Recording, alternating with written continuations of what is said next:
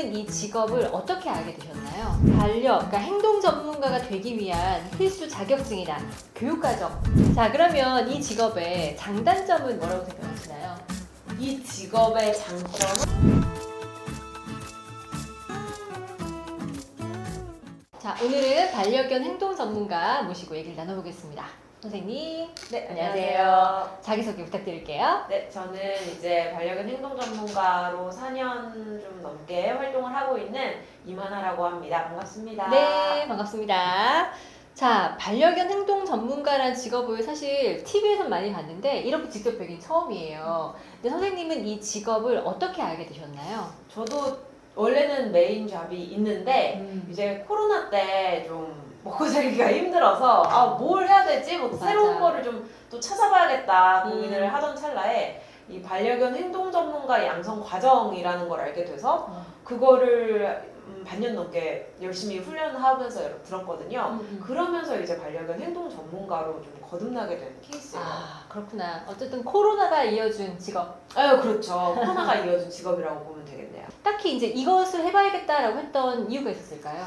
처음에는 공부나 해볼까라는 마인드였던 것 같아요. 근데 거기서 수업을 들으면서 너무 재밌고 또 이렇게 좀 제가 소통도 잘 되는지 어떻게 자꾸 일이 연결되면서 이게 제 직업이 된 케이스죠. 네, 그러니까 처음에는 좀 그냥 배우고 즐기려는 느낌으로 시작했다라고 보시면 될 것 같아요. 나부터 전문가가 되어야겠다라고 생각을 했던 것 같아요.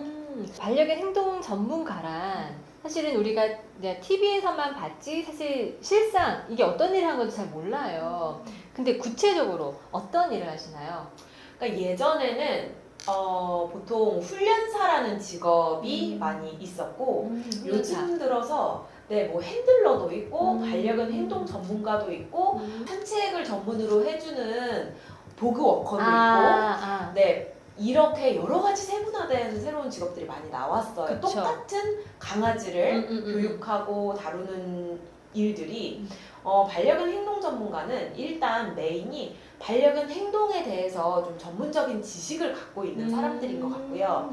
그거를 훈련처럼 힘을 막 들여가지고 바꿔놓기보다는 그러니까 편안한 삶을 반려생활을 영위할 수 있도록 도와주는 정도의 그런 전문가라고 생각하면 되지 않을까? 저는 그렇게 생각을 하고 있어요. 그러니까 예전의 훈련사들은 강아지에만 집중을 했다면 저희는 이제 보호자와 우리 반려견 사이에 약간 메신저가 되는 느낌이죠. 얘가 이렇게 행동을 하고 있는 이유는 이런 거니까 이걸 한번 다른 식으로 표현해 보시면 좋겠다 라는 식으로 사람도 소통을 해야 되고 네 강아지도 소통을 하는 일을 저희가 하고 있어요. 와, 되게 어려워 보이는데 네. 어때요? 괜찮으세요? 재밌으세요? 되게 재밌어요. 왜냐면 일단 강아지들하고는 이렇게 MC님처럼 이렇게 말이 통하는 게 아니잖아요. 그렇죠. 근데 변화가 일어나요.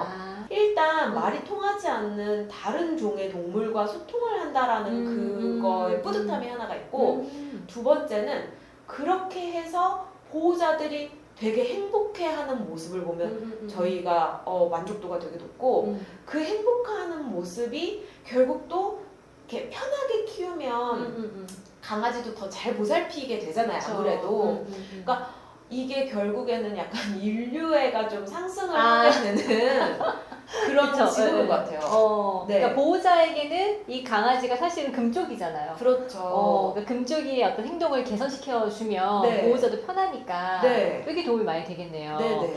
그러면 그러니까 행동 전문가가 되기 위한 필수 자격증이나 교육과정 그런 게 있을까요?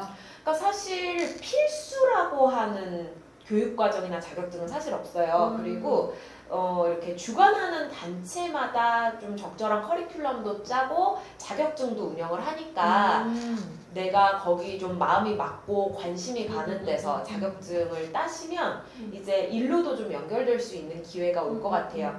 저 같은 경우는 이제 뭐 그 얘기를 해도 되나요? 네네. 사단법인 유기견 없는 도시라는 그런 조직에서 이제 지자체에서 반려견 행동 전문가 양성 과정을 운영을 했을 때 네. 그쪽에서 이제 주관을 했고 어. 저는 그렇게 해서 이 자격증을 거기서 아. 따고 이제 그 조직의 특성이 지자체로 들어가서 많이 교육 사업을 해요. 그러다 보니까 저 역시도 뭐 서울이나 광명이나 뭐 아산이나 노원이나 정말 많은 지자체에 있는 우리 반려견들하고 좀 만나게 됐다고 보시면 될 것 같아요. 그럼 그 자격증에는 어떤 이제 공인된 이름 같은 게 있는 거겠네요? 반려견 행동 전문가라는 그 타이틀이 제일 많이 들어가는 것 같고 이게 민간이다 보니까 아무래도 공신력은 그 국가 공인 자격증보다는 좀 떨어지는데 이게 강아지가 사실은 또 자격증만 딴다고 핸들링을 잘할 수 있는 건 아니라서 맞아요. 네네네. 저도 한 4년 정도 이 일을 하고 있는데 느끼는 거는 현장의 경험이 되게 많이 중요한 것 같아요. 그러니까 일단 뭐 어쨌든 타이틀이 없는 것보다 있는 게 나으니까 자격증을 따시되 결국 일단 중요한 거 따셨으면 이제 좀 현장 실무 능력을 쌓으시는 걸 좀 집중하시라고 말씀드리고 싶어요. 자격증이 지금 이제 말씀하시는 걸로 봐서는 한계가 아닌가 봐요. 되게 많은 자격증이 존재하나 본데요. 요즘 이게 민간이다 보니까 생겨나는 단체에서 운영되는 자격증들이 모두 자격증이라는 이름인데 우리나라에서는 아무래도 한국애견연맹과 한국애견협회 이 두 곳이 가장 양대 산맥의 그룹 단체라고 보실 수 있어요. 그래서 내가 만약에 좀 더 진지하게 약간 좀 공신력 있는 자격증을 얻고 싶다라고 하면 연맹이나 협회 쪽에서도 자격증을 운영하고 있으니까 저는 따지 않았지만 제 주변 행동 전문가분들은 좀 훈련 쪽으로 관심 있으신 분들은 따기도 했거든요. 그래서 그런 것도 좋은 방법이 될 것 같아요. 그러네요. 자, 그러면 이 직업의 장단점은 뭐라고 생각하시나요? 이 직업의 장점은 이렇게 말이 통하지 않는 동물들의 삶에 나은 더 삶을 위해서 기여할 수 있다라는 게 저는 좀 장점인 것 같고 단점이라고 하기에는 아무리 요즘 반려견이 많이 보인다고 해도 모든 개들이 다 좋은 상황에서 살아가는 건 아니거든요. 그래서 그 좀 이제 그늘 속에 있는 어두운 곳에 있는 강아지들도 많이 보이는 거 그리고 또 성공하는 보호자들을 많이 만나지만 어느 순간 연락이 좀 되지 않는 그런 보호자들도 만나게 돼요. 그러니까 그 말은 이렇게 교육을 더 이상 하지 않을 거다라는 거거든요. 근데 불편함을 감수하고 사는 경우도 있지만 또 이렇게 어떻게 해서 알고 보면 어디론가 보냈다거나 이런 경우 있더라고요. 그런 것들에서 좀 감정적인 소모가 많이 오는 편이에요. 그렇겠다. 그러면 이제 선생님은 반려견 행동 전문가를 4년차 정도 하셨으니까 그 반려견 행동 전문가에게 필요한 인성이나 또 능력은 뭐라고 생각하실까요? 일단 교육의 트렌드도 계속 바뀌기 때문에 공부하는 자세가 중요한 것 같고요. 그렇죠. 그러니까 저는 계속 위에서부터 강조를 했지만 훈련사의 관점하고는 좀 더 다른 그러니까 반려견 행동 전문가의 관점으로서 말씀을 드리면 사람을 설득하는 역량도 중요한 것 같아요. 강아지 전문가도 전문가지만 그걸 결국에 받아들이고 실천하는 거는 그 보호자들의 몫이기 때문에 보호자들을 너무 가르치려고 든다거나 죄책감을 심어준다거나 이런 건 안 돼서 보호자들을 설득할 수 있는 역량이 중요하고 그 다음에 생명을 존중하는 자세는 가장 기본이 되어야 할 것 같고요.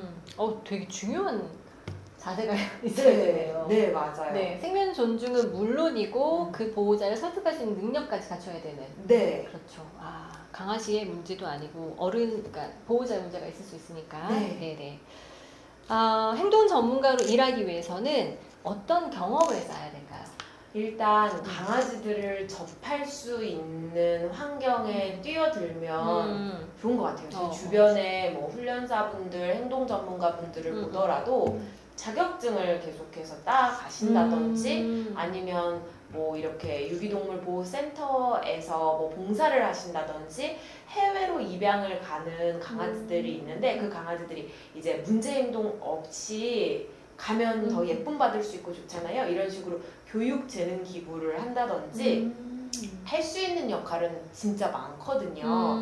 그래서 강아지를 많이 경험하는 게 되게 중요한 것 같더라고요. 경험. 네. 강아지가 상전이냐, 왜 제가 바뀌어야지 내가 변해야 되냐라고 하시는데, 그리고 약간 우리 푸들 친구들은 양몰이를 과거에 좀 했기 때문에 그들이 뭔가를 자꾸 리드하려는 본능이 있어요. 가끔 보면 참 정말 정신이 나갈 것 같아. 오, 이런 느낌이 드는 맞아요. 강아지들이 있어요.